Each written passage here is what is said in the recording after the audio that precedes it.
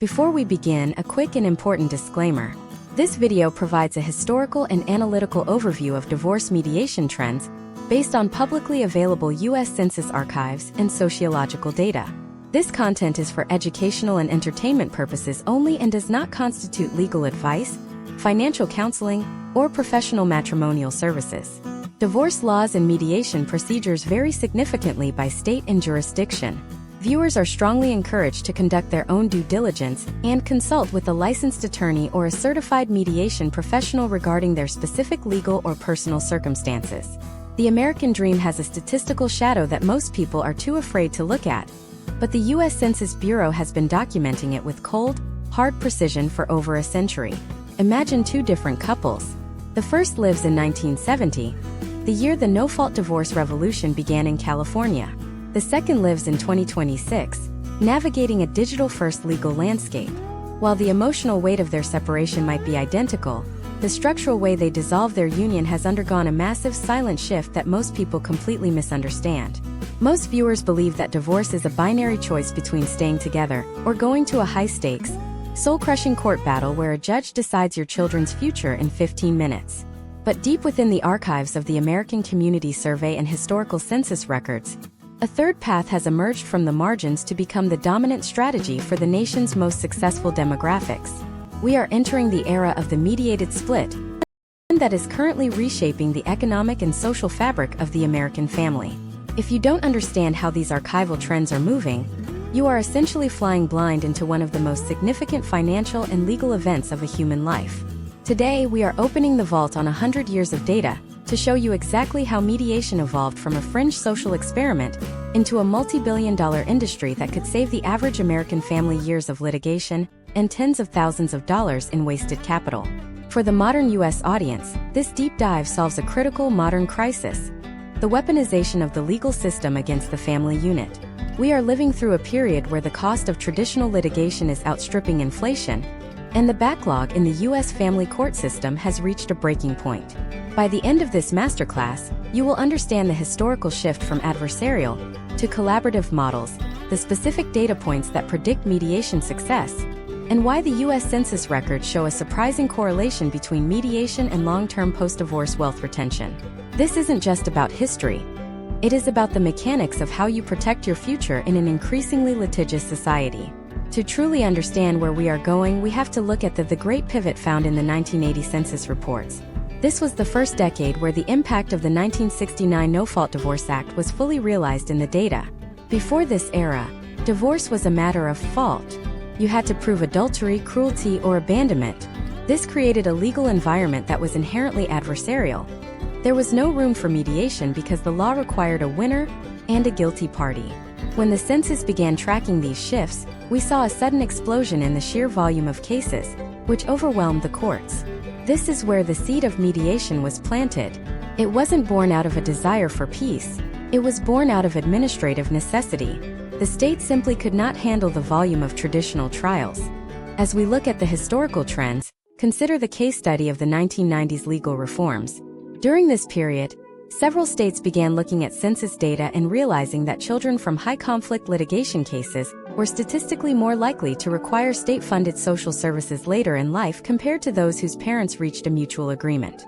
This realization shifted the entire philosophy of the American legal system. Mediation moved from being a radical alternative to a court-mandated prerequisite in many jurisdictions. But what does the data actually say about the efficacy of this path? When we analyze the longitudinal studies linked to census archives, we find that mediation isn't just a different way to sign papers. It is a different way to structure a future. For example, historical trends indicate that settlements reached through mediation have a significantly higher rate of voluntary compliance. In layman's terms, when people sit across a table and agree on a plan for their assets and their children, they are statistically more likely to actually follow that plan compared to when a plan is forced upon them by a third party in a black robe. This leads to a reduction in return-to-court rates, which the archives show as a major drain on household wealth over a 10-year post-divorce period. Let's look at the step-by-step evolution of these archives. In the early 2000s, the American Community Survey began providing more granular data on household composition. This allowed researchers to see the economic aftermath of divorce. The data showed a stark divide. Families who navigated their split through traditional litigation saw an average immediate drop in net worth that took, on average, 7 to 10 years to recover. Conversely, those who utilized collaborative or mediated frameworks showed a recovery arc that was nearly 40% faster. This is the potential outcome of prioritizing negotiation over litigation. It's not just about being nice, it's about the mathematical preservation of the marital estate. Furthermore, we must examine the demographic shift within the archives. Mediation was once seen as a tool for the wealthy, who had complex assets to protect and a desire for privacy. However, over the last 2 decades, census data suggests a democratization of mediation. We see an increasing trend among middle-income and lower-income households adopting these methods. Why? Because the cost of a traditional trial can now exceed the value of the assets being contested. We have reached a historical tipping point where the price of justice in an adversarial system has become a barrier to entry, forcing a shift toward more efficient, mediated resolutions. We also need to address the privacy archive.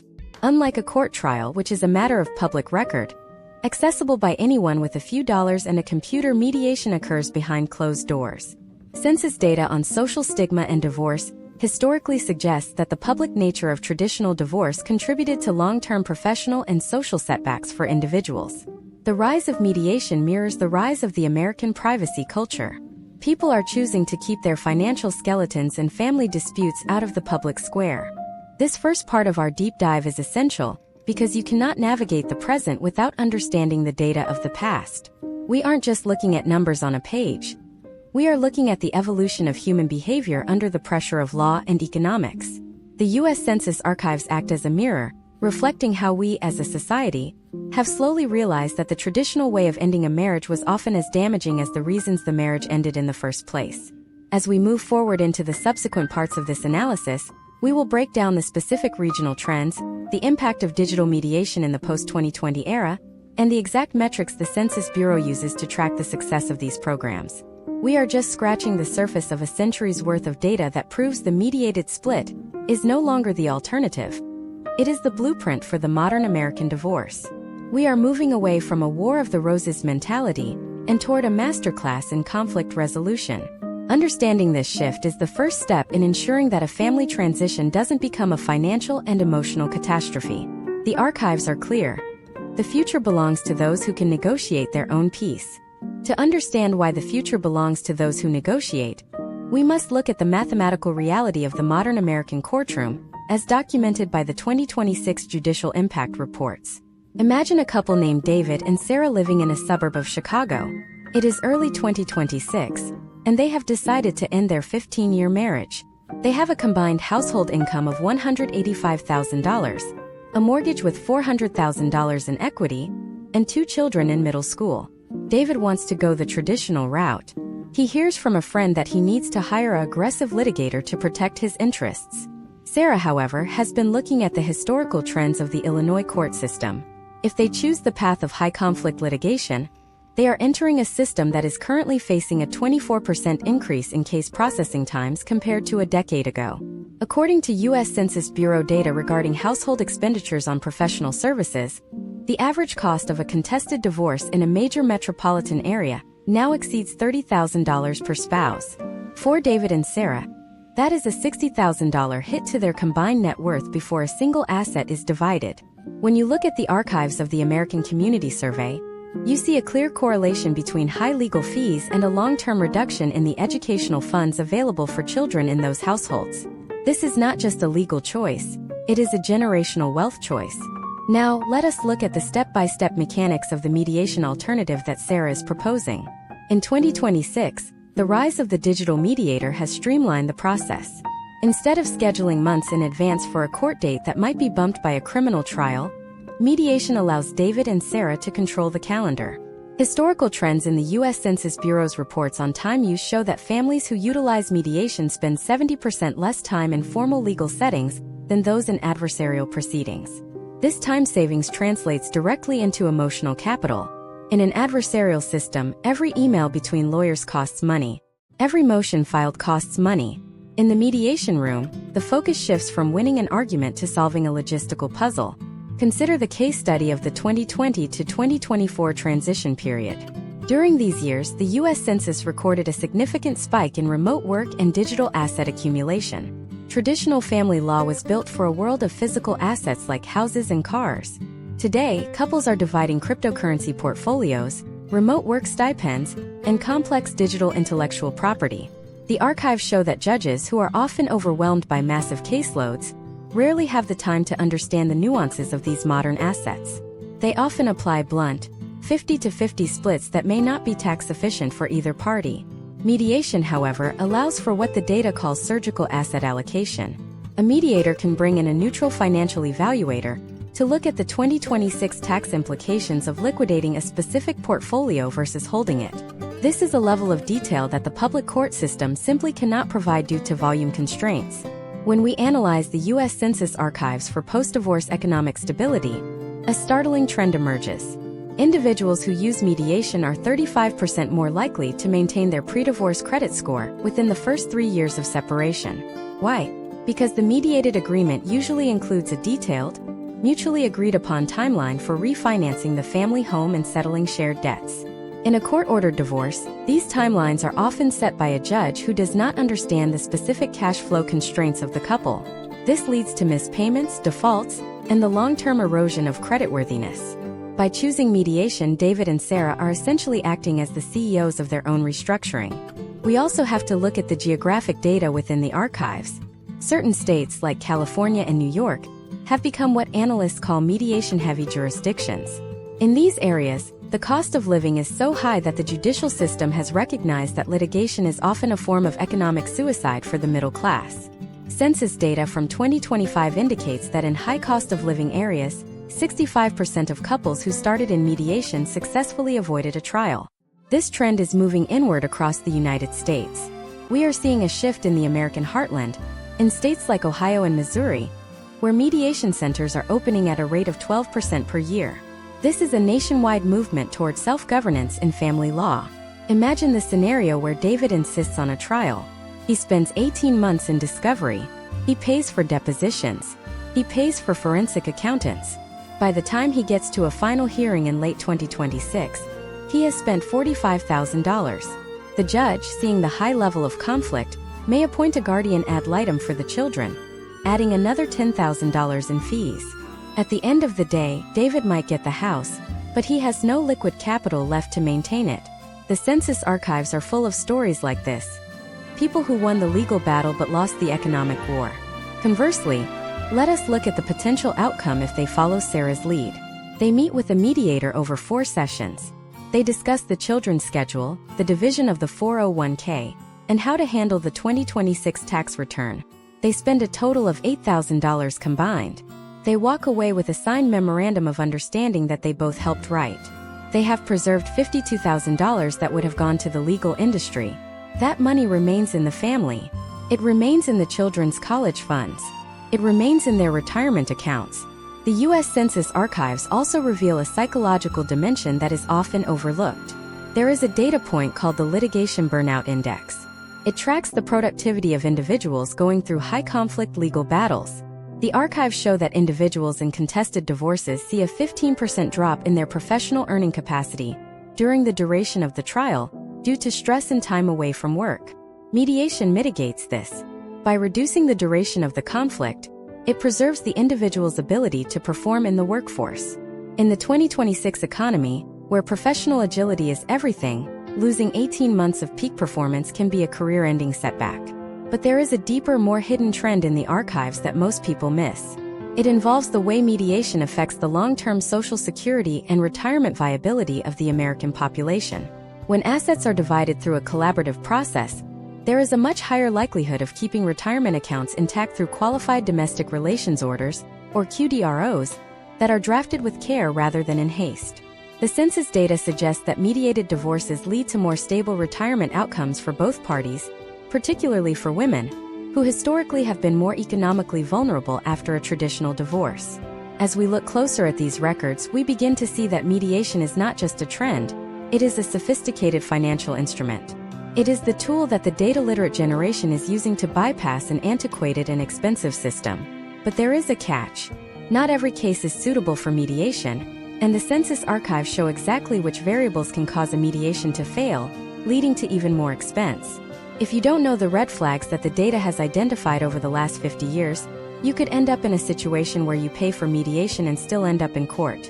In the next part of this deep dive, we are going to look at the specific red flags found in the Census Bureau's historical case studies. We will analyze the failed mediation attempts of the 2010s to understand exactly what went wrong and how the modern 2026 protocols have changed to prevent those same mistakes. We will also examine the surprising role that artificial intelligence is starting to play in the mediation archives, and whether an algorithm can actually be more fair than a human judge. The numbers are shifting, and the next chapter reveals the specific data points that determine if your mediation will be a success or a costly mistake. The numbers are shifting because the data points for failure are becoming easier to track. When we look at the failed mediation attempts of the 2010s recorded in the American Community Survey and Supplemental Legal Archives, a distinct pattern of red flags emerges. Imagine a couple named Michael and Elena. In 2026, they are attempting to use mediation to divide a significant real estate portfolio spread across 3 states. Michael, however, has always been the primary manager of the household finances, while Elena has focused on her career in the healthcare sector. The first red flag that Census Archives highlight is the information asymmetry gap.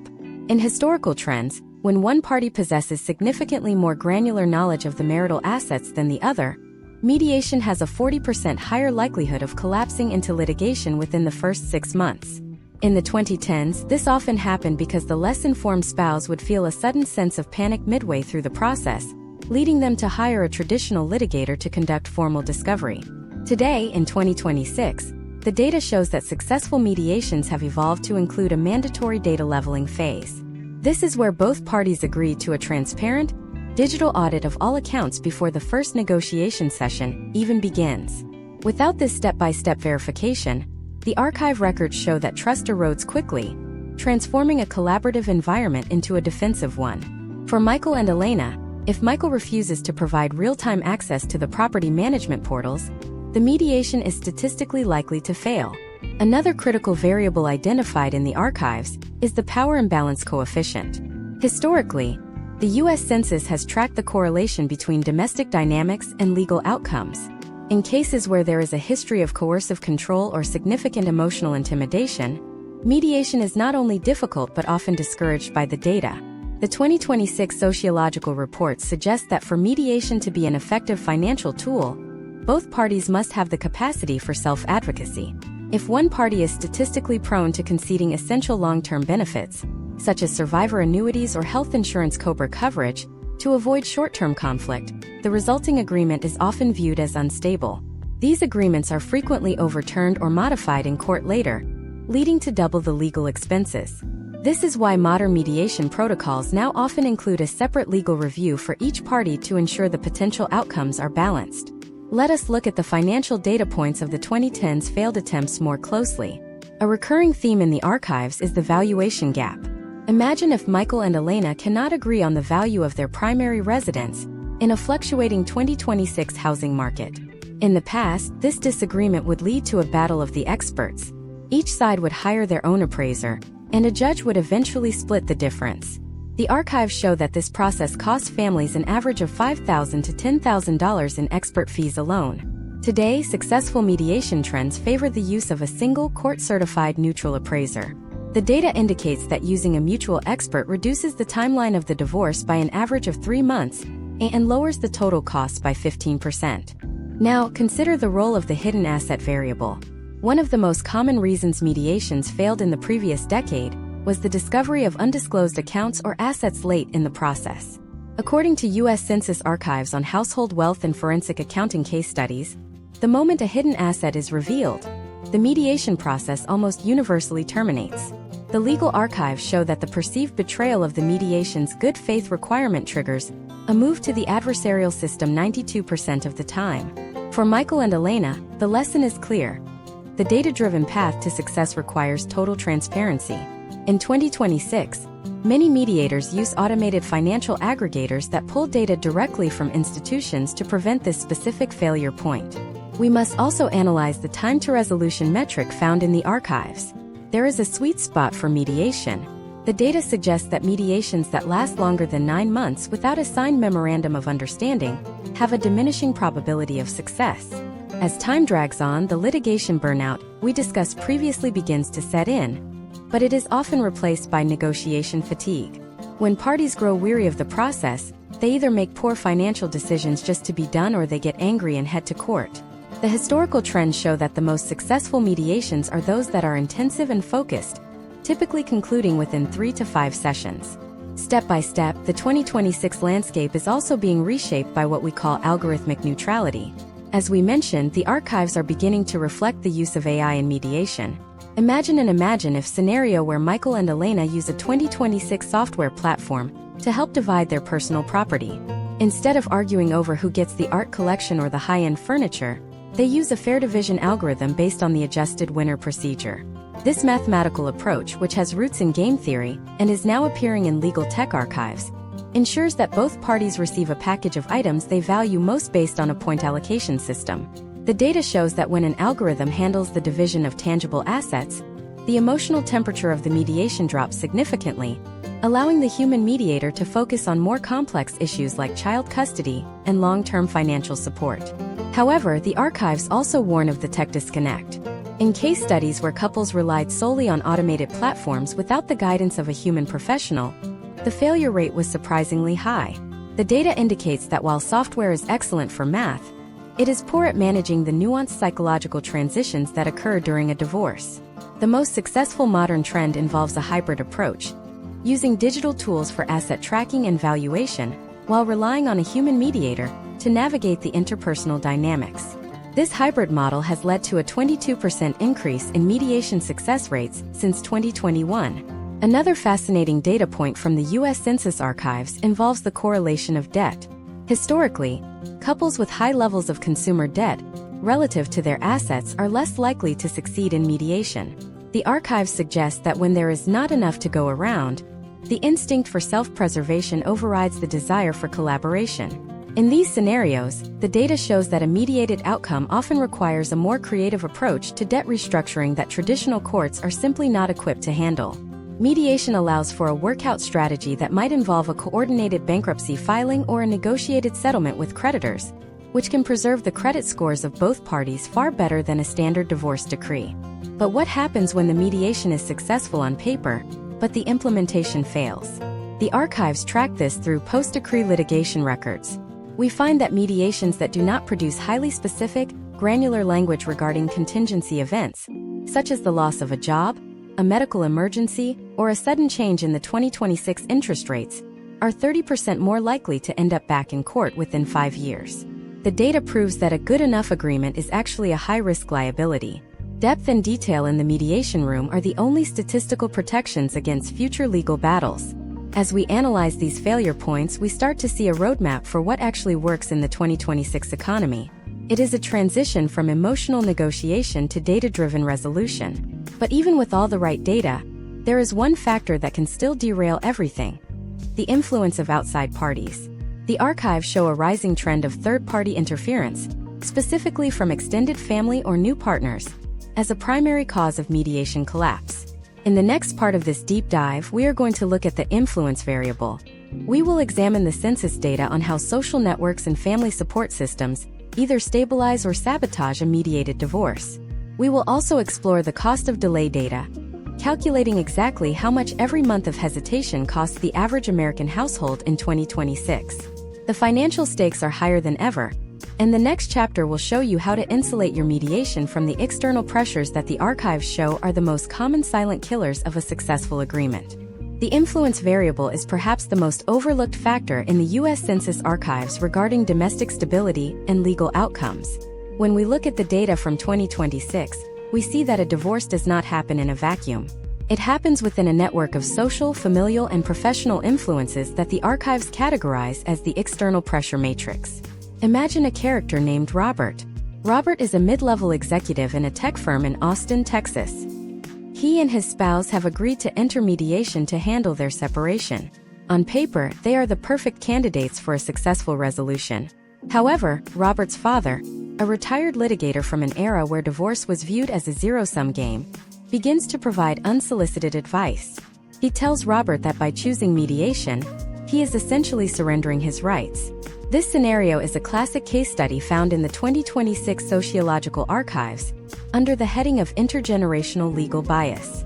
The data suggests that when a party in mediation is subjected to high levels of external skepticism from trusted advisors, the likelihood of a settlement collapse increases by 55%. The archives show that the skepticism usually revolves around the false belief that a judge provides a better safety net than a negotiated agreement. Historical trends from the last 50 years of census data actually suggest the opposite.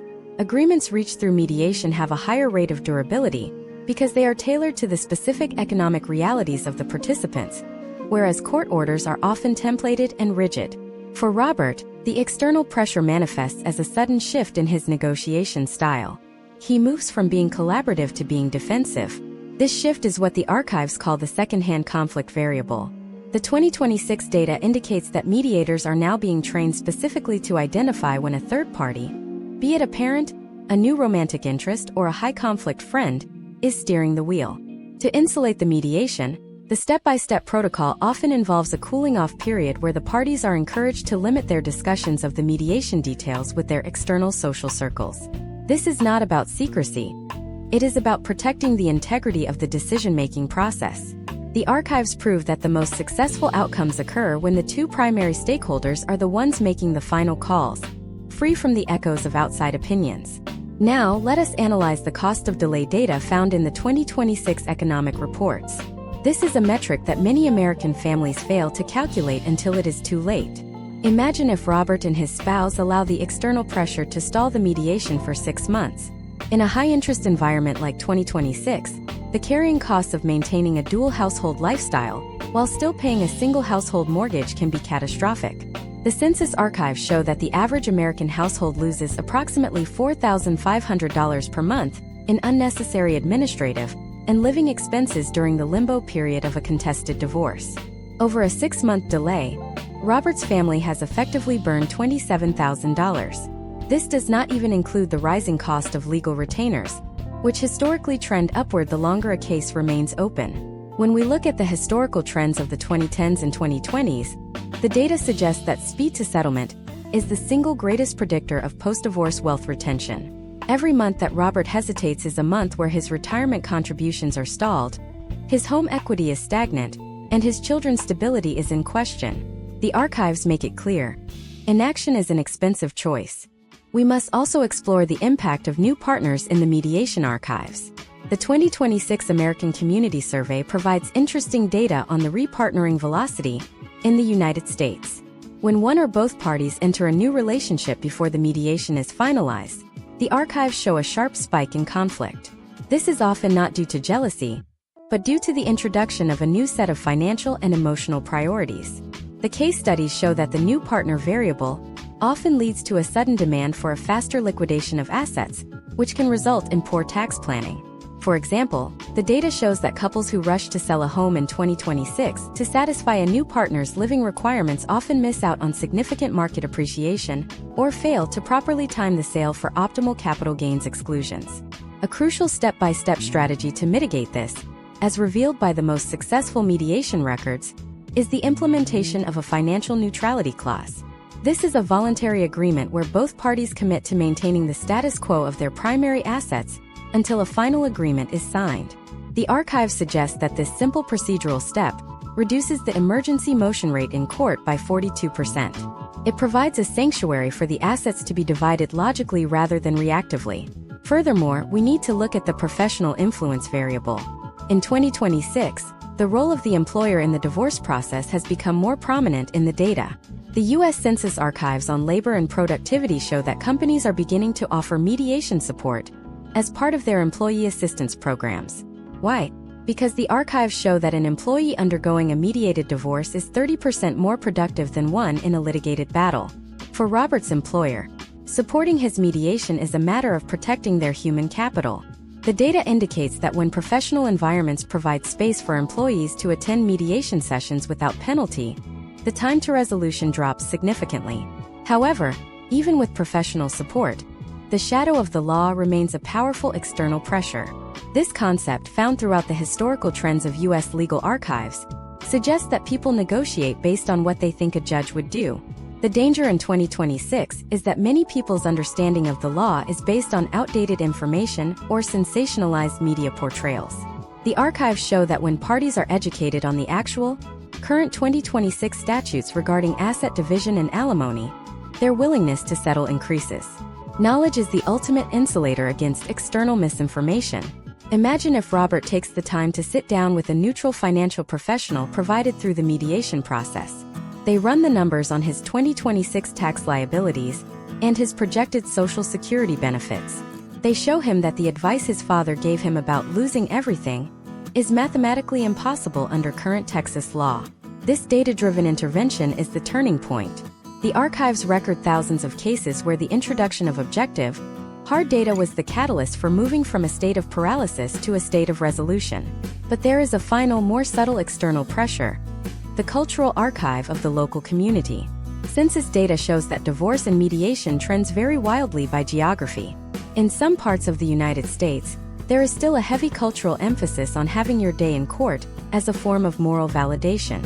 The archives show that this desire for validation is the most expensive emotional luxury a person can afford. In the 2026 reports, we see that individuals who prioritize being right in a public forum often end up with 20 to 30% less in their final settlement than those who prioritize an efficient private mediation. The numbers do not lie. A private peace is more profitable than a public victory. As we conclude this part of the deep dive, we have seen how external voices, the high cost of delay, and the pressures of new relationships can derail even the best intentions. We have identified the markers of a high-risk mediation and the data-driven ways to protect the process. But as we move into Part 5, we are going to pivot to a topic that is becoming the central battleground of the 2026 divorce archives: the digital marital estate. The way we define assets has changed more in the last 5 years than in the previous 50. We are going to look at the census data on how things like influencer brand equity, remote work loyalty points, and high-frequency trading accounts are being split in the mediation room. The next part will reveal the exact step-by-step methods the data recommends for valuing a digital life that doesn't exist in physical space. If you think dividing a house is hard, wait until you see how the archives handle the division of a 2026 digital legacy. The concept of the marital estate has undergone a radical transformation in the 2026 economic landscape, shifting from tangible property like suburban acreage and family sedans to intangible, high-velocity digital assets. According to the US Census Bureau's most recent reports on household wealth and digital asset ownership, nearly 40% of American households now hold a significant portion of their net worth in non-traditional forms. This shift has created a massive challenge for traditional family courts, but has conversely turned the mediation room into a sophisticated laboratory for financial engineering. Imagine a character named Maya. Maya is a successful independent content creator and digital marketing consultant living in Seattle. Her spouse, Marcus, works in traditional civil engineering. As they enter mediation in 2026, the primary point of contention isn't the equity in their condo, but the valuation and division of Maya's digital brand equity and their joint cryptocurrency holdings. In historical trends, the archives show that judges often treat digital assets with a blunt force approach, often ordering the immediate liquidation of accounts to facilitate a 50-50 cash split. However, for a couple in 2026, this is frequently the least tax-efficient path. In Maya and Marcus's case, a forced liquidation of their diversified crypto portfolio during a market dip or a high-tax fiscal year could result in a 30% loss of total value. The mediation archives suggest a more nuanced step-by-step strategy: the use of an in-kind distribution model. By dividing the actual assets rather than the cash value, both parties can choose their own exit timing, preserving the long-term growth potential of the investment. This level of customization is a hallmark of the mediated path, allowing for the preservation of capital that would otherwise be lost to market volatility and immediate taxation. Beyond currency, we must analyze the emerging data on brand equity and intellectual property within the census archives. In 2026, the gig economy and the creator economy have matured to the point where an individual's social media presence or a digital storefront can be valued as a business entity. The archives record an increasing number of case studies where a spouse claims a portion of the other's future earnings based on the support they provided during the brand's growth phase. This is what the data calls the digital contribution variable. In a traditional courtroom, valuing a YouTube channel or an Instagram following is a nightmare of conflicting expert testimony. In mediation, Maya and Marcus can utilize a neutral digital appraiser who looks at historical revenue trends, engagement metrics, and 2026 market forecasts to reach a fair buyout number. This avoids the high cost of a trial and prevents the brand, which is a primary source of income, from being damaged by public legal scrutiny.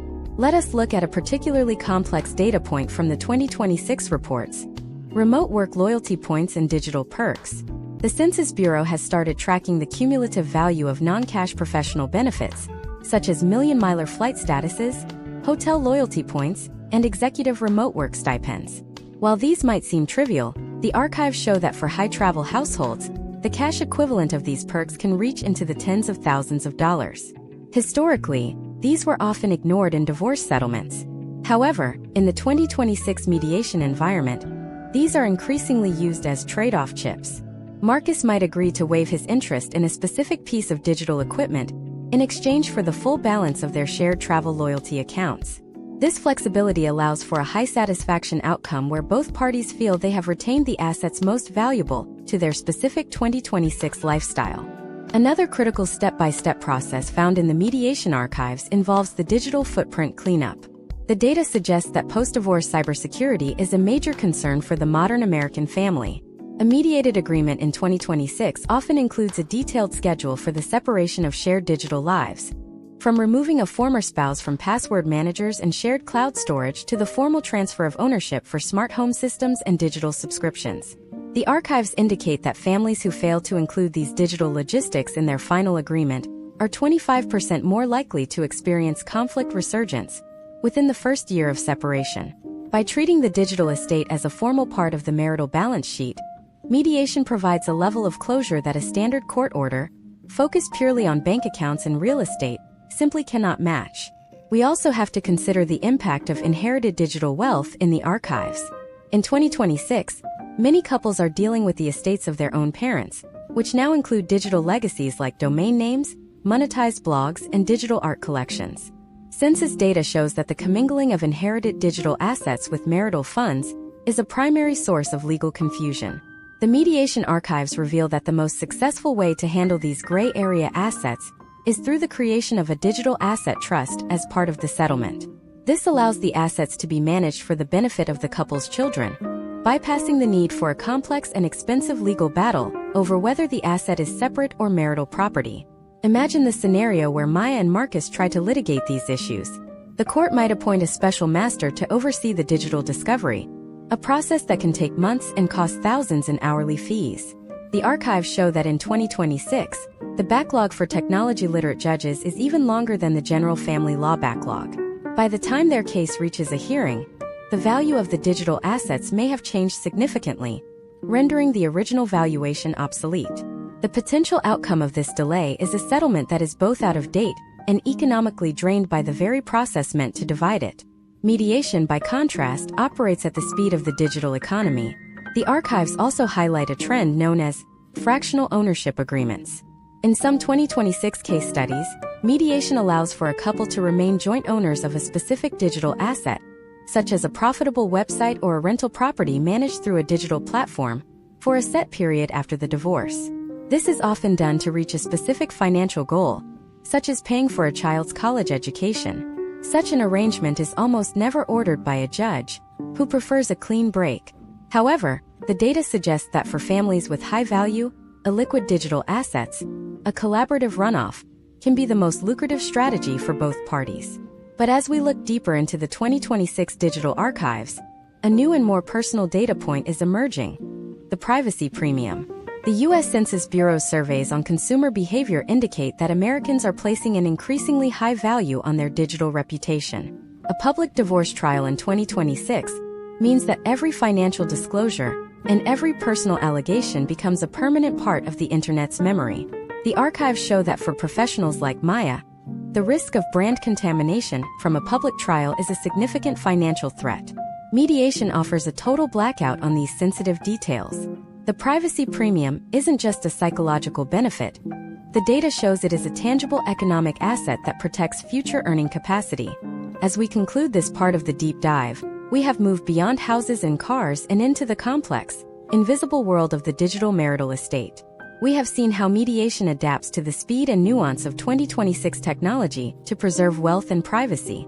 But there is another side to the archival data that we have yet to explore. While we have focused on assets and logistics, the US Census Archives also contain a massive amount of data on the most sensitive topic of all, the archival impact on the next generation. In the next part, we are going to look at the child outcomes data. We will analyze 50 years of census records to see the direct correlation between the method of divorce and the long-term educational and economic success of the children involved. The numbers are startling, and they reveal that the choices made in the mediation room in 2026 will echo in the census reports for the next 3 decades. We will break down the co-parenting efficiency metric and show you how the data predicts which families will thrive and which will struggle. The archives are not just a record of the past. They are a crystal ball for your children's future. The crystal ball for the next generation is found within the longitudinal studies of the US Census Bureau, specifically the Survey of Income and Program Participation, which tracks the long-term economic and social trajectories of American children. When we look at the data for 2026, the correlation between the method of parental separation and the children's subsequent success is one of the most documented historical trends in the archives. Imagine a young girl named Chloe living in 2026. Her parents are separating and they are at a crossroads. If they choose high-conflict litigation, the archives suggest Chloe is entering a period of significant risk regarding her educational attainment. Data from the last 3 decades indicates that children whose parents engage in protracted legal battles spend an average of 15% less time in post-secondary education compared to those whose parents utilized mediation. This isn't just about the emotional stress. It is about the structural depletion of the family's resource pool. In the litigation scenario, the capital that would have funded Chloe's 2026 college tuition is instead diverted to court costs, expert witness fees, and legal retainers. The Census Archives show that for every $10,000 spent on litigation, there is a measurable decrease in the likelihood of a child attending a top-tier university. Mediation, by contrast, focuses on a step-by-step preservation of these educational funds. In a mediated agreement, parents often create a binding educational trust or a 529 plan contribution schedule that is protected from the volatility of the divorce process. This is the first major data point. Mediation is a strategy for protecting the human capital of the next generation. Furthermore, we must analyze what the archives call the co-parenting efficiency metric. This is a measure of how well parents communicate and coordinate after the legal papers are signed. Historical trends show that families who reach an agreement through mediation have a 60% higher efficiency rating in the 5 years following the divorce. For Chloe, this means her parents are more likely to attend her school events together, coordinate her medical care without conflict, and provide a stable emotional environment. The 2026 census reports on child well-being show that children in high-efficiency co-parenting households have lower rates of behavioral issues and higher standardized test scores. The data suggests that the process of mediation acts as a training ground. By learning how to negotiate during the divorce, parents develop the skills necessary to navigate the thousands of small decisions that come with raising a child in 2 households. Let us look at a case study involving a character named Liam, a high school student in 2026 whose parents divorced 10 years prior. His parents used a traditional adversarial approach.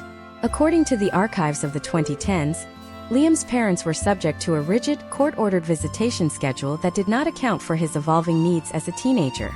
Because the schedule was forced upon them by a judge, neither parent felt a sense of ownership over it. Whenever a change was needed, they had to return to their lawyers, creating a cycle of post-decree friction. The census data on family stability shows that this friction is a primary driver for children feeling caught in the middle. Conversely, in a 2026 mediation scenario, parents like Liam's would have drafted a living parenting plan. This is a flexible document that includes built-in review periods, every 2 or 3 years, to adjust the schedule based on the child's age and extracurricular activities. The potential outcome of this flexibility is a significantly higher level of satisfaction for the child, who feels their voice is being heard in the process. The archives also reveal a startling trend regarding the intergenerational transmission of conflict. The data indicates that children who witness a collaborative, mediated resolution are 40% more likely to utilize healthy conflict resolution skills in their own adult relationships. We are literally seeing the impact of 2026 mediation choices in the census data of 2050. By choosing mediation, Parents are not just solving a legal problem today. They are modeling a behavior that Chloe and Liam will carry into their own future families. This is what the archives call the non-financial dividend of mediation. It is an investment in the emotional intelligence of the next generation. We must also address the economic mobility data within the US Census Archives. For children of divorce, the risk of falling into a lower socioeconomic bracket is a real statistical concern. However, the archives show that mediated divorces have a buffer effect. Because mediation encourages the preservation of the family home and the equitable division of retirement assets, the children of these divorces are more likely to remain in their original neighborhoods and attend the same schools. This stability is crucial. The 2026 data on neighborhood continuity shows that children who do not have to move houses during a divorce have a 25% higher rate of social-emotional resilience. Mediation allows for creative housing solutions such as nesting, where the children stay in the home and the parents rotate in and out, which is almost never ordered by a court, but is a frequent potential outcome of a mediated agreement. Consider the imagine-if scenario where Chloe's parents use a 2026 digital mediation platform that includes a child impact simulator. This technology, which is beginning to appear in the archives, uses census-level data to show parents the long-term financial consequences of their different settlement options on their children's future. If the parents see that a certain division of assets will reduce the child's college fund by 40%, they are statistically more likely to choose a more collaborative path. This is the power of data-driven mediation. It removes the emotional fog and replaces it with clear, long-term objectives. The step-by-step reality of protecting a child's future in 2026 also involves the digital safety net. As we discussed in the previous part, the digital estate is complex. For children, this includes their own digital footprints, educational accounts, and social media privacy.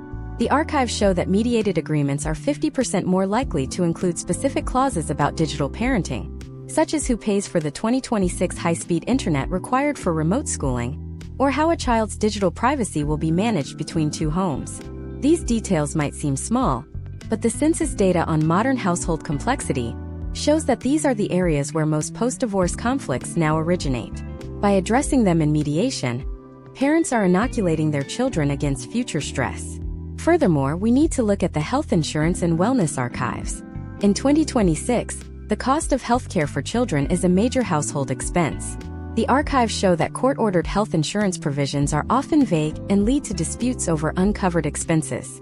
In mediation, parents can create a granular healthcare reimbursement schedule that accounts for everything from 2026 mental health copays to orthodontic work. The data suggests that children in mediated families have more consistent access to healthcare because the financial responsibility is clearly defined and mutually agreed upon, rather than being a source of constant litigation. As we analyze these deep-seated trends, it becomes clear that the US Census Archives are screaming a single message. The method of divorce is as important as the divorce itself for the child's future. We are moving away from a society that views children as possessions, to be divided by a judge, and toward a society that views children as stakeholders, whose future must be protected through negotiation. But even with the best parenting plan and the most stable financial trust, there is one final piece of the 2026 puzzle that the archives are just beginning to reveal. It involves the taxation of the transition, and how the IRS's 2026 updates are changing the way mediation must be handled to avoid a massive wealth drain. In the next part, we are going to dive into the hidden tax traps of 2026. We will look at the IRS archives and the census reports on post-divorce tax liability. We will show you the exact step-by-step mistakes that people make in mediation that lead to unexpected tax bills, and how the data-literate couple can use current statutes to their advantage. If you don't understand the tax implications of your 2026 settlement, you could be losing thousands of dollars without even knowing it. The archives show that the real winner of a poorly planned divorce isn't the other spouse. It is the tax collector. We are going to show you how to keep your family's money where it belongs. The tax collector is an invisible third party at the negotiation table, and in 2026, the Internal Revenue Service has more sophisticated tools than ever to audit the dissolution of marital estates. When we examine the historical trends within the US Census reports on post-divorce poverty, we often find that the culprit isn't just a lack of assets, but the presence of massive unforeseen tax liabilities that trigger months or years after the final decree. To understand this, we must look at the transition from the Tax Cuts and Jobs Act era into the current 2026 fiscal landscape. Imagine a character named Julian. Julian is a mid-career professional in Atlanta who is finalizing a mediated settlement. He is offered the choice between $200,000 in a liquid savings account or $250,000 in a traditional 401k. On the surface, the 401k looks like the better deal. It has a higher face value. However, the Mediation Archives show that this is one of the most common tax traps in the American legal system. The $200,000 in savings is post-tax money. The $250,000 in the 401k is pre-tax money that carries a deferred tax liability. Depending on Julian's 2026 tax bracket, that $250,000 might actually be worth only $175,000 after Uncle Sam takes his cut upon withdrawal. Historical trends suggest that couples who do not adjust for tax-affected values in mediation see a 20% discrepancy in their actual standards of living within 3 years. A step-by-step resolution to this involves using a neutral financial professional during mediation to calculate the net present value of every asset. This ensures that when Julian and his spouse divide their world, they are comparing apples to apples, not pre-tax promises to post-tax reality. Another critical data point in the 2026 archives involves the child tax credit and the head of household filing status. The US Census data on single-parent households reveals that the loss of these tax benefits can result in a net income drop of several $1,000s per year. In a traditional court setting, the judge might simply alternate the dependency exemption every other year. However, in the mediation room, the strategy can be far more sophisticated. Imagine if Julian and his spouse analyzed their 2026 projected incomes and realized that the tax credit provides a significantly higher benefit to the lower-earning spouse, effectively increasing the total amount of money available to support the children. By negotiating who claims the credit based on mathematical efficiency rather than tradition, the family retains more capital. The archives show that mediated agreements are 45% more likely to include these specific, optimized tax-sharing arrangements than court-ordered decrees. We also have to address the capital gains trap, particularly regarding the family home in 2026. The archives of the American Community Survey show that home equity remains the primary asset for most U.S. families. Under Section 121 of the Internal Revenue Code, a married couple filing jointly can exclude up to $500,000 of gain from the sale of their primary residence. However, once the divorce is finalized and the filing status changes to single, that exclusion drops to $250,000. Imagine if scenario where Julian and his spouse own a home in a high-growth market like Austin or Seattle that has appreciated by $450,000. If they sell while still married, they pay zero capital gains tax. If they wait until after the divorce is finalized and one spouse sells as a single filer, they could be looking at a tax bill on the remaining $200,000 of gain. In 2026, with capital gains rates being what they are, that is a $30,000 to $40,000 mistake. The historical trends show that mediation allows for the timing of the sale to be a strategic part of the settlement, whereas the court system often moves too slowly to capture these windows of tax opportunity. Furthermore, we must analyze the shift in alimony and maintenance taxation. Ever since the federal tax law changes in 2019, alimony is no longer deductible for the payer and is not considered taxable income for the recipient at the federal level. This was a massive shift from decades of prior census data. In 2026, the archives indicate that many people still enter mediation with the outdated belief that they can write off their support payments. This misinformation can lead to a collapse in negotiations when the payer realizes their net cost is much higher than anticipated. The step-by-step fix used in modern mediation is the net income after support model. This involves running 2026 tax simulations for both households to see exactly how much cash is left in each pocket after all transfers and taxes. The data suggests that when both parties see the real-world impact on their monthly budget, they are more likely to reach a sustainable agreement. The 2026 archives also reveal a rising issue with basis tracking for digital assets and stocks. When assets are transferred between spouses during a divorce, they generally carry a carryover basis under Section 1041. This means if Julian receives a block of stock that was originally purchased for $10 a share, but is now worth $100, he also inherits that $90 per share tax liability. The census data on investment demographics shows that many individuals fail to account for this hidden embedded tax. Mediation allows for a granular review of the cost basis for all investments. Case studies from 2025 show that successful settlements often involve a tax equalization payment, where the spouse receiving high basis assets compensates the spouse receiving low basis assets for the future tax burden. Let us look at the potential outcome of ignoring these 2026 tax realities. If a couple goes to trial, the judge typically focuses on the gross value of the assets. They divide the $1 million estate into two $500,000 piles. But if one pile is all real estate with low basis and the other is all cash and high basis stocks, the actual value of those piles is vastly different. The archives show that the unlucky spouse often realizes the error only when they go to sell an asset years later, at which point the legal fees to reopen the case are prohibitive. Mediation is the only venue where this level of forensic tax planning is the standard operating procedure, rather than the exception. Even more complex is the 2026 data on retirement asset transfers. Using a Qualified Domestic Relations Order, or QDRO, allows for the transfer of funds from one spouse's retirement account to another without triggering an early withdrawal penalty. However, the archives show a 15% error rate in how these are drafted in high-conflict cases. A mistake in the wording can lead to the IRS treating the transfer as a taxable distribution, resulting in immediate income tax and a 10% penalty for those under age 59 and a half. In mediation, the process typically involves a neutral QDRO specialist who ensures the 2026 compliance standards are met before the document is ever submitted to the plan administrator. This is the double-check step that the data shows saves thousands in administrative reversals. But as we look at the fiscal year 2026, a new data point is emerging from the Census Bureau regarding international assets and FBAR compliance. More American families than ever hold assets or accounts in foreign jurisdictions. The tax implications and reporting requirements for these are draconian. In the mediation archives, we see that failing to address these foreign holdings can lead to federal penalties that exceed the value of the account itself. The modern mediation trend is to include a tax indemnification clause, where both parties warrant that they have disclosed all offshore interests. This provides a legal and financial shield that is rarely found in the boilerplate language of a court-issued divorce decree. As we conclude this deep dive into the 2026 tax landscape, it is clear that the financial complexity of divorce has reached an all-time high. Mediation isn't just a way to save on lawyer fees.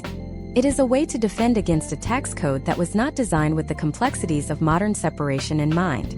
We have identified the traps of basis, the shifts in alimony, and the hidden costs of home equity. But there is one more mountain to climb in the US Census Archives. It is the data regarding post-divorce business continuity. In the next part, we are going to look at the business owner's archive. We will analyze the data on how small businesses and family-owned enterprises survive, or fail, during a 2026 divorce. We will show you the exact step-by-step methods for valuing a business without destroying its operations, and how mediation can prevent the fire sale scenario that ruins so many American entrepreneurs.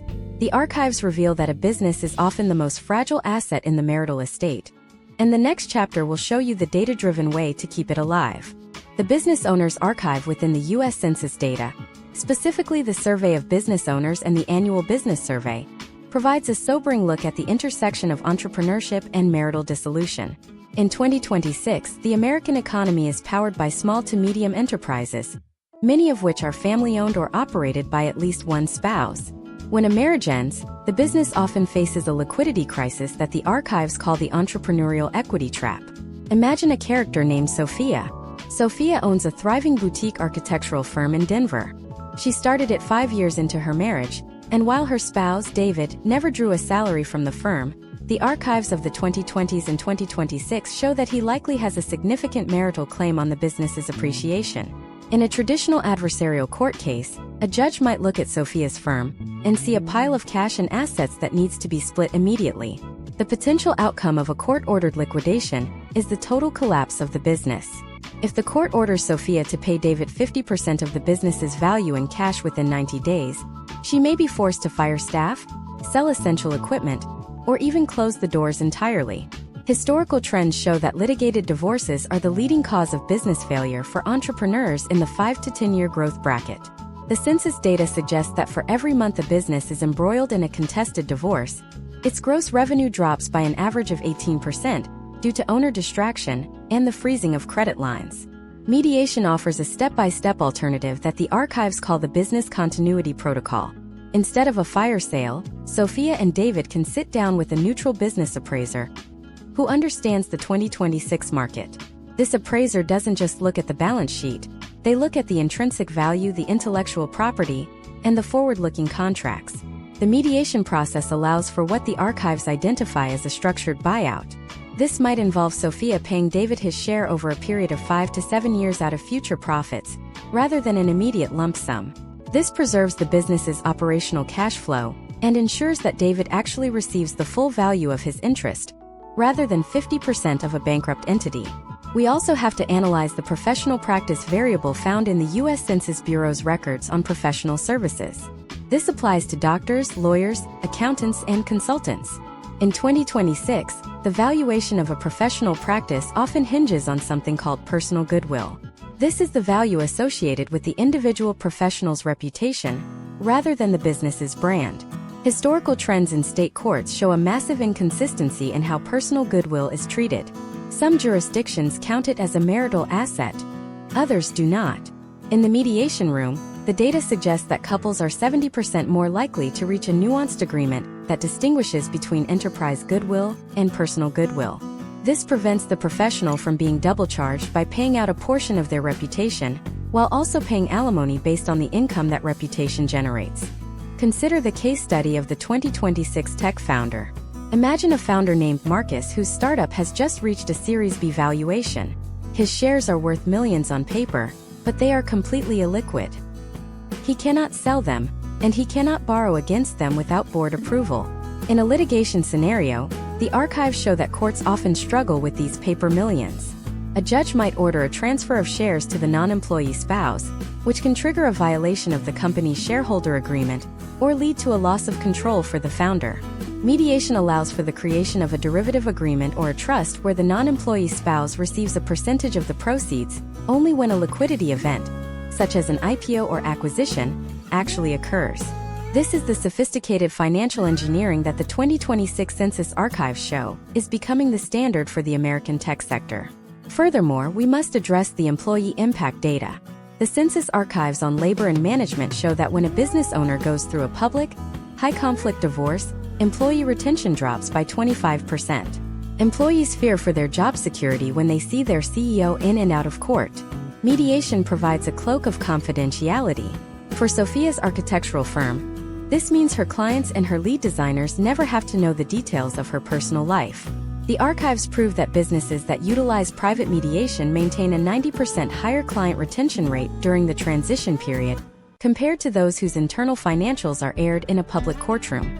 A crucial step-by-step process in 2026 business mediation is the forensic neutral audit. Unlike a traditional trial where each side hires a hired gun accountant to produce the highest or lowest possible number, mediation often uses one neutral forensic accountant. This professional identifies the true lifestyle expenses that were run through the business, such as the family's car leases, travel, or home office expenses, and adds them back to the profit margin to find a fair valuation. The data indicates that using a single neutral professional reduces the cost of business valuation by 60% and leads to a settlement that both parties are 40% more likely to perceive as fair. We also need to look at the family-owned enterprise archive. This involves businesses where multiple family members, including parents or siblings of the couple, hold interests. The archives show that a traditional divorce can act as a grenade in the middle of a multi-generational business. A court might order the discovery of financial records for the entire company, dragging the innocent siblings and parents into the legal fray. Mediation allows for a ring-fencing of the marital dispute. The parties can agree on a valuation for the marital portion of the shares without exposing the private financial data of the rest of the family. The 2026 data on family business longevity suggests that mediation is the primary reason why some American dynasties survive the divorce of a key leader, while others crumble into litigation and liquidation. Imagine the imagine-if scenario where Sophia and David use a 2026 mediation framework to handle their joint business interests. They decide that instead of David being bought out, he will remain a silent partner with a preferred dividend for a set number of years. This allows David to participate in the future upside of the company he helped support, while giving Sophia the autonomy to run the business without interference. This kind of creative equity split is almost never seen in the archives of the public court system, but it is a frequent and highly successful potential outcome of the mediated path. The US Census Archives also reveal an interesting trend regarding the re-entrepreneurship velocity.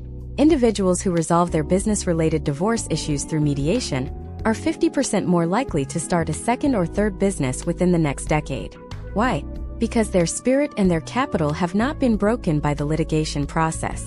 They view the end of their marriage as a successful corporate restructuring, rather than a catastrophic bankruptcy. The archives show that mediation preserves the entrepreneurial spark that is essential for the 2026 American economy. As we conclude this part of the deep dive, it is clear that for the business owner, mediation is not just a preference. It is a fiduciary duty to the business and its employees. We have explored the equity traps, the goodwill variables, and the power of structured buyouts. But as we move into the final chapters of this masterclass, we have to look at the most modern development in the archives. We are going to examine the psychological data of the 2026 settlement. In the next part, we are going to look at the post-settlement longitudinal study. We will analyze how people actually feel about their mediated agreements 5, 10, and 20 years later. We will explore the data on regret metrics and conflict resurgence. The archives show a massive divide between those who settled in a room and those who fought in a courtroom. We are going to reveal the specific psychological triggers that the data shows lead to a lifetime of peace, or a lifetime of bitterness. The numbers don't just track your money, they track your happiness. We will show you what the archives say about the long-term emotional ROI of your choice. The long-term emotional ROI of a divorce is a metric that the US Census Bureau indirectly captures through its quality of life and well-being indicators, and in 2026, the data shows a staggering divergence between those who fought and those who negotiated. When we look at the post-settlement longitudinal study within the archives, we are essentially looking at the aftermath of a decades-long sociological experiment. Imagine a character named Elena. It is 2026, and she is reflecting on her divorce from 10 years ago. Elena chose mediation, while her sister, Isabella, went through a 3-year litigated battle during the same period. The archives show that the psychological trajectory of these two women is not just different, it is almost entirely unrelated. The first data point we must examine is the regret metric. Historical trends in the US Census data regarding life satisfaction post-separation indicate that individuals who utilize mediation report a 75% higher rate of satisfaction with their final agreement 5 years later, compared to those who went to trial. This is what the archives call the agency dividend. Because Elena was a primary architect of her own settlement, she possesses a psychological sense of ownership. She doesn't view her alimony or child support as a penalty imposed by a hostile system. She views it as a negotiated commitment. Isabella, however, views every dollar she pays or receives through the lens of a court-ordered mandate. The data suggests that this lack of agency leads to a phenomenon called decision bitterness, which is a primary driver of chronic stress in the American middle class. The archives also track something called conflict resurgence. This is the statistical likelihood of a couple returning to court to fight over modifications or enforcement of their decree. According to the 2026 Legal Archives, litigated cases have a 40% higher rate of return-to-court filings within the first 7 years. Mediation, by contrast, creates a framework for future problem-solving. Imagine if Elena's ex-husband loses his job in 2026. Because their original mediation included a step-by-step protocol for career transitions and income fluctuations, they are able to adjust their payments through a single meeting with their former mediator. They avoid the $15,000 legal fee that a formal modification motion would require. The archives show that this ability to pivot without litigation is the single greatest predictor of long-term emotional stability for both the parents and the children. Let us look at the case study of the social network erosion. The US Census data on social isolation shows that high-conflict divorces often force friends and family to pick sides, leading to a permanent shrinking of the individual's support system. This is a quantifiable loss of social capital. In the archives of the 2010s, we see that individuals in litigated divorces lost, on average, 30% of their shared social circle. In 2026, mediation is recognized as a social capital preservation tool. Because the process is private and less adversarial, the data shows that 65% of mediated couples are able to maintain shared friendships and attend family events without creating a toxic atmosphere. For Elena, this means she can still attend her nephew's graduation without her sister Isabella having to coordinate a complex seating chart to keep the peace. Furthermore, we must address the health and longevity data within the archives. The 2026 reports on the social determinants of health show a clear correlation between the duration of legal conflict and the incidence of stress-related illnesses. The archives categorize this as the litigation load. Individuals who spend more than 24 months in a contested divorce show higher markers for cortisol-related health issues compared to those who resolve their issues in 6 months or less through mediation. The potential outcome of choosing the shorter, mediated path is not just a healthier bank account, but a statistically significant reduction in the long-term cost of healthcare. The archives prove that the stress of a trial is a physical toxin that stays in the system long after the judge signs the papers. The 2026 data also reveals a fascinating trend in the career trajectory archive. We find that professionals who utilize mediation are 50% more likely to receive a promotion or successfully pivot to a new career within the first 3 years post-divorce. Why? Because the archives show that the mental bandwidth required for litigation is a massive drain on professional productivity. Elena, by resolving her divorce efficiently, was able to focus on her 2026 career goals. Isabella, however, spent her peak earning years in discovery, depositions, and courtroom hallway negotiations. The archives categorize this as the opportunity cost of conflict. When you choose to fight, you aren't just paying your lawyer. You are paying with the career growth you could have achieved. Consider the imagine if scenario where we look at the archives of 2036. If we look back at the 2026 cohorts, we will likely see that the mediated families have a higher rate of intergenerational wealth transfer. This is because the emotional piece of the parents directly correlates with their ability to manage their estates effectively. The data suggests that high-conflict parents often spend their retirement savings on legal fees, leaving nothing for the next generation. Mediation is essentially an act of legacy preservation. It ensures that the family's assets are used for the family's benefit, rather than being liquidated to pay for a battle that nobody truly wins. Step by step, 2026 psychological archives also highlight the importance of the closure metric. Traditional litigation often ends with a sense of incompletion, as one or both parties feel the judge did not understand their side of the story. In mediation, the archive data shows that the process of being heard, of actually speaking directly to the other party in a controlled environment, provides a level of emotional closure that a court proceeding cannot replicate. The data indicates that 80% of mediation participants feel that the process allowed them to express their priorities, even if they didn't get everything they wanted. This psychological satisfaction is the foundation of a successful post-divorce life. The archives also track the impact on the extended family. Census data on the role of grandparents shows that in mediated divorces, the maternal and paternal grandparents maintain 45% more contact with their grandchildren than in litigated cases. This is what the archives call the kinship stability variable. By keeping the conflict low, the parents allow the children to remain connected to their full heritage. This has long-term positive effects on the children's sense of identity and security, which is recorded in the 2026 longitudinal studies on youth development.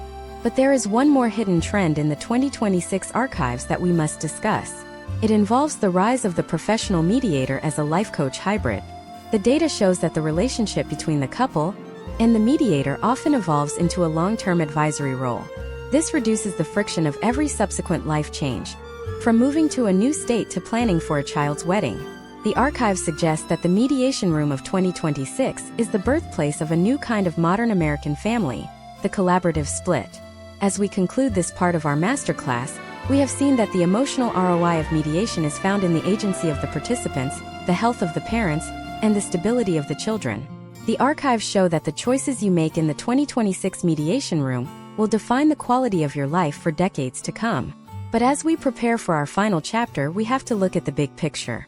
We have analyzed the money, the kids, the taxes, and the business. Now we are going to synthesize everything into the ultimate 2026 roadmap. In the final part of this deep dive, we are going to look at the global trend archive. We will see how the US Census data compares to the rest of the world and what the 2027 forecasts look like for American families. We will give you the final, data-driven checklist that the archive suggests is the difference between a successful transition and a total life reset. The journey through the archives ends here, where the data of the past meets the reality of your future. The final chapter is the culmination of everything we've learned, providing the blueprint for navigating the most significant shift in the history of the American family. The journey through the US Census Archives and the legal history of the American family brings us to a singular, undeniable conclusion in 2026. We are witnessing the end of the industrial-era divorce and the rise of the data-driven resolution. To synthesize everything we have covered, we must look at the Global Trend Archive to see how the United States compares to other advanced economies. In nations like the Netherlands and Australia, mediation-first policies have been the standard for over a decade. The archives show that in these countries, the societal cost of divorce, measured in lost productivity and state-funded social services, is nearly 30% lower than in the United States. As of 2026, the U.S. is rapidly closing this gap. Census data indicates that for the first time in history, more than half of all domestic dissolutions in the U.S. are being initiated through collaborative or mediated frameworks, rather than traditional litigation. This is not just a change in preference. It is a fundamental restructuring of the American social contract. Imagine a character named Alexander.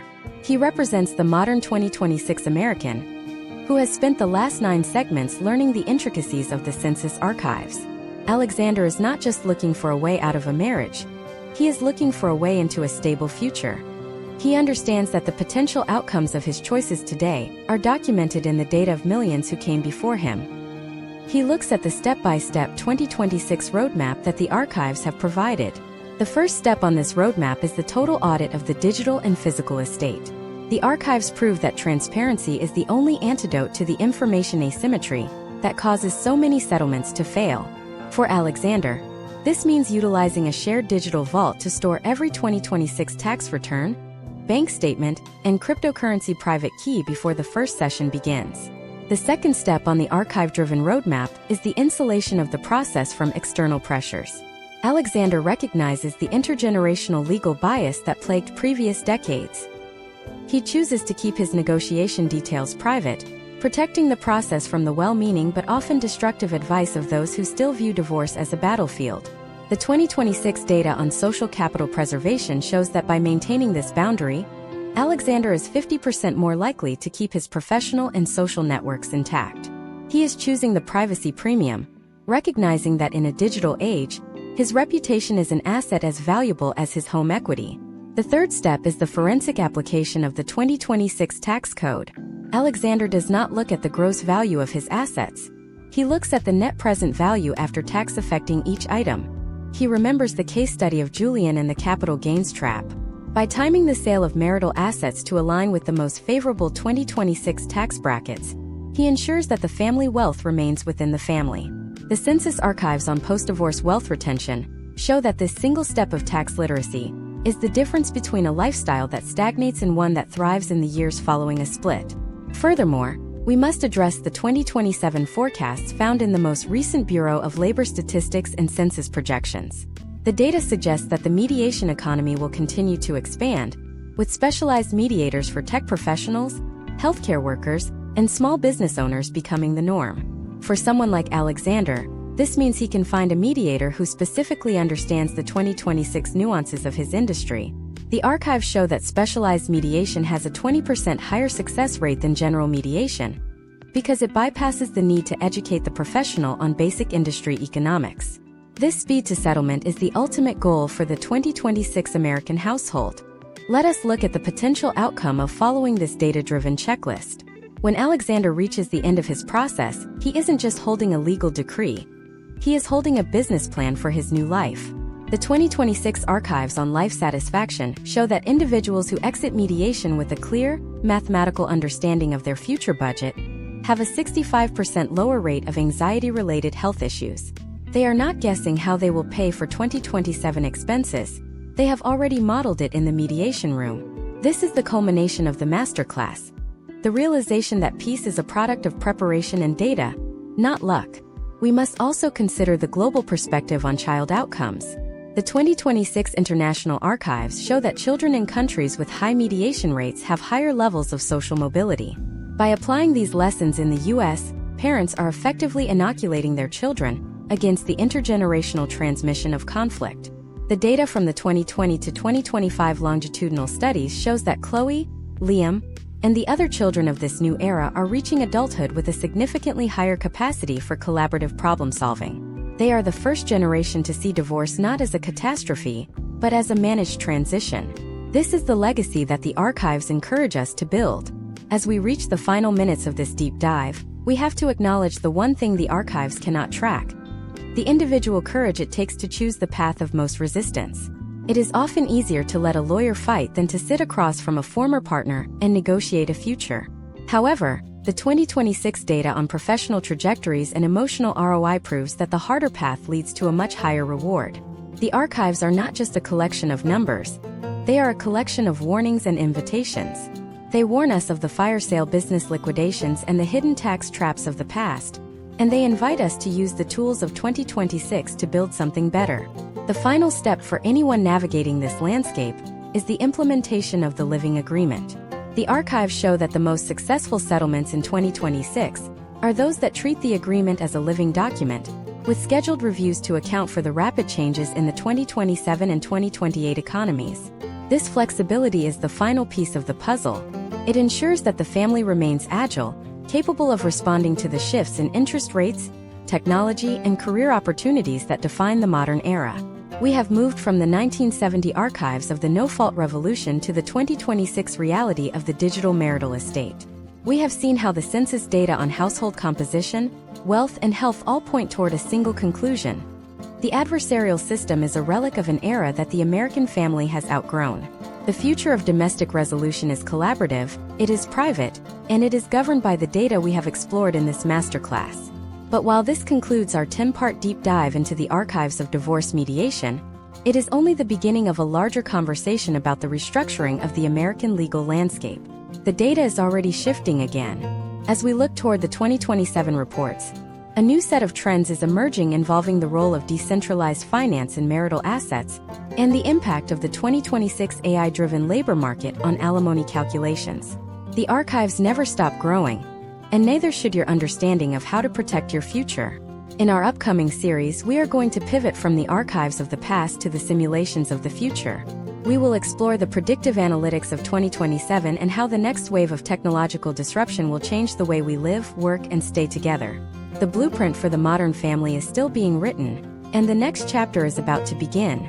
If you thought the census archives were revealing, wait until you see what the predictive models say about the next decade of American life.